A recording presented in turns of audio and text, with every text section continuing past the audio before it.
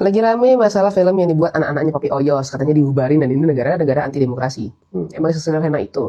Gak sesederhana itu, karena yang sedang diperdebatkan bukan cuma masalah filmnya, tapi narasi besar yang dibangun di belakangnya. So let's clear the noise. Gue yakin banyak yang udah melihat poster, bahkan mungkin ikut nonton trailer daripada film ini, termasuk juga bahkan mungkin ikut nobar film ini gitu kan. Film hasil karya anak Papi Oyos yang dimana membawa isu Papua, masalah pembangunan, aparat, sampai masalah industri nasional. Masalahnya nih ya, menurut keyakinan saya, apa yang disampaikan di dalam film ini narasinya cuma satu arah, yang ditampilkan cuma satu sisi aja. Pembangunan dianggap penjajahan, aparat digambarkan represif, negara diposisikan seperti musuhnya masyarakat sendiri. Dan bahkan menurut gue nih ya, narasinya menempatkan seolah-olah Papua itu bukan bagian daripada Indonesia.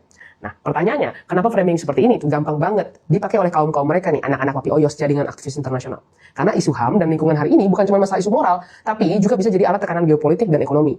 Dan kenapa kita nggak boleh naif? Karena sawit Indonesia itu adalah pesaing terbesar minyak nabati negara barat. Jadi, ketika industri kita yang besar ini ditekan lewat opini internasional, ya sebenarnya pertanyaan dong logikanya kita pakai, kenapa? Ada apa? Ini benar-benar murni advokasi lingkungan atau ada kepentingan ekonomi global? Dan tadi gue juga sempat senggol masalah di mana gue merasa ada framing yang dibangun daripada narasi yang ada di film ini. Di mana mereka menempatkan Papua itu seolah-olah bukan bagian daripada Indonesia dan Papua ini dieksploitasi oleh Indonesia. Nih, sebenarnya kita jujur pertanyaan pada diri kita sendiri lah ya. Selama ini banyak omongan, oh pembangunan Indonesia itu hanya Jawa sentris, hanya di bagian barat aja, sedangkan bagian timur tertinggal.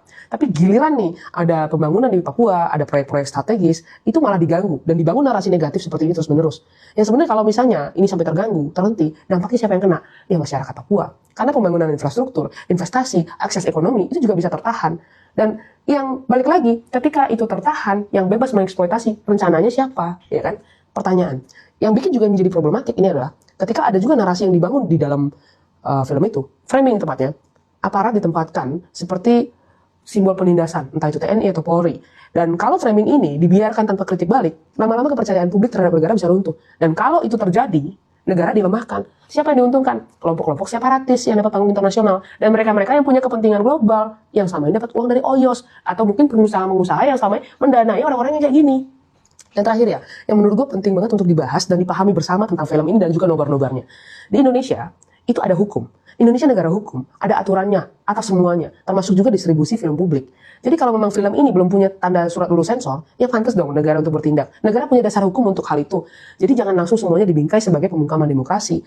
Dan sebenarnya di sisi lain gue juga memahami, ya sebenarnya negara hadir aja di dalam hal-hal seperti ini. Itu juga kalau mereka terbuka atas kehadiran negara, supaya narasinya bisa dari dua arah. Karena kritik itu boleh, diskusi itu boleh, tapi publik juga berhak untuk melihat konteks yang lebih besar daripada cuma sekedar narasi framing sepihak. Karena Indonesia bukan hanya milik tanda kutip, tapi milik kita semua. So the rest, judge for yourself, don't get lost in Indonesia.